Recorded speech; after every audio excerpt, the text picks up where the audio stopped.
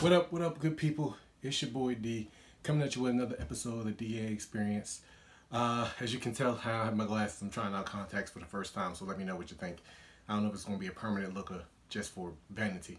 But this weekend, I went and caught, not even this weekend, I guess yesterday was Friday, so this weekend I went and caught one of the nominated movies for Best Picture at the Oscars. Every year I try to do this, what I call Oscar race, and what I realized is that I had already seen 3 of the movies. I had seen Black Panther, I had seen Black Klansman, and I had seen Bohemian Rhapsody. There's reviews for all of those available on the page. But I also was like, oh, a couple of these other movies I want to check out as well. What is it? A Star is Born, Green Book, Vice. So I was like, I have a chance. If I missed one, write down below which one I missed. I said, I have a chance that I can actually complete this thing. I know they do like 24-hour movie challenges, but I'm like, I don't feel like sitting there that long. So every week, I'm going to try and go see something different. So I caught Vice.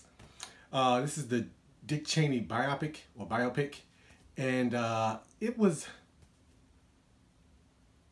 not what I was expecting. I gotta realize that trailers trick you to make you go see the movie, so don't think it's gonna be like this dark comedy type of thing. I guess that's what it tried to go for, but the movie's just weird. It's probably the biggest what the movie I've seen in years. This is a WTF movie. That's stuff just happening to happen. It doesn't even take place literally. It's being narrated by somebody that doesn't have anything to do with Dick Cheney. It's just crazy. Stuff just like, there's a whole scene where they're like playing outside, and then it starts doing like the thing where you see in movies where it tells you what happened to the person, and what they're telling you didn't happen, because it was like they had nothing to do with politics ever again. Well, he became vice president, so you know he had something, and all of a sudden the credits start rolling, so you're like, yeah, their life would have been fine if it ended right here. And I'm like, well, we're only like 30 minutes into the movies, and then it actually fades to black, and then it comes back. And then there's another scene where the guy is saying, well, we don't know what they said, and we're not going to create some crazy thing. It'd be crazy if it was like Shakespearean. All of a sudden, Amy Adams and Christian Bale start speaking from Macbeth and doing a whole Shakespearean scene. And it's not like about 30 seconds. They do like a whole 5-minute scene like this. Then sometimes you get crazy cameos by people playing other people. Like Colin Powell in this movie is played by Tyler Perry. There's a scene where they're talking about how to get around the Warsaw Pact. I mean, they actually have it on a restaurant menu, and Alfred Molina pops up, and it's like really quick, like doc for a 2-minute scene. Like, okay. I never really laughed at the movie. Lots of stuff just kind of made me go, huh. But all the performances, I will give them, are very, very good in this. Amy Adams is playing Lynn Cheney. Christian Bale, of course, gains his weight like he always does to play Dick Cheney. You have, like I said, Tyler Perry playing Colin Powell, Sam Rockwell playing George Bush, and Donald Rumsfeld being played by Steve Carell, who does really goodness. He steals every scene he's in. I don't know if he got nominated for Best Supporting Actor. I know Sam Rockwell did, and Sam Rockwell's not even in the movie that much, but both of them did really good, and they're actually really entertaining in this movie. The first half is more like, you know, leading up to how he got to where he was, but it does jump around a bit. Once it gets to the 2000 election, it pretty much goes like steadfast in one direction. You see how he got control and power and everything like that. So to fill you in on stuff you didn't understand, it was really well, and they do a good job of like holding your hand. Like if you're not into politics and stuff, they're like, this is what he's trying to do, this is what's happening here, this is what we're doing here. And I'm like, oh, okay. It's like, so it sets everything up for you. It's a very, very informative in that sense.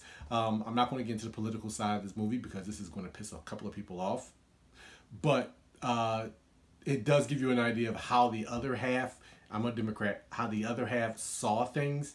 So it was, for me, that was interesting to say, oh, okay, that's how the Republicans looked at it. I can see how they get kind of pissed off about that. Or, oh, yeah, the Democrats said this. That was a dick move. So it does give you that, and it tries to not make them like the evil empire, and I give them credit for that. But just wait for this one to come on video. Unless you're really into satire movies like this and really want to see this, there's no reason to go see this in the theater. You can wait for this to come on freaking cable. I don't even recommend renting this unless, again, you are really into Christian Bale movies. You're really into biopics, and you really, really, really want to know about this political climate and how all this stuff started with like Afghanistan and Iraq and how it all worked and his idea in it. And I was entertained. I don't even say I was entertained, because there were times I felt like I don't know if I really want to. It was 2 hours and 12 minutes long, 30 minutes long actually, and I was like, I don't know if I want to sit through all this, but it was okay. I definitely wouldn't have put it on my top 10 list or nominated for Best Picture, but I'm not on the Academy, so there you go. That's going to do it for me. Probably next movie I'll be seeing is Green Book, but there's a lot of good stuff coming up that, you know, more fun stuff. I'll probably be checking out, you know, Battle, Alita, Angel. I'm going to try to finally see Split so I can see Glass. So I'm going to get a couple of things up here, and then, you know, it goes pretty fast after that with Captain Marvel, Shazam, Avengers. There's a lot of stuff coming over between February to May. So January's been kind of a slow month, but it's award season. That'll do it for me, everybody. I'll see you all at the movies. Just hoping it's a good one. I'm out. Peace!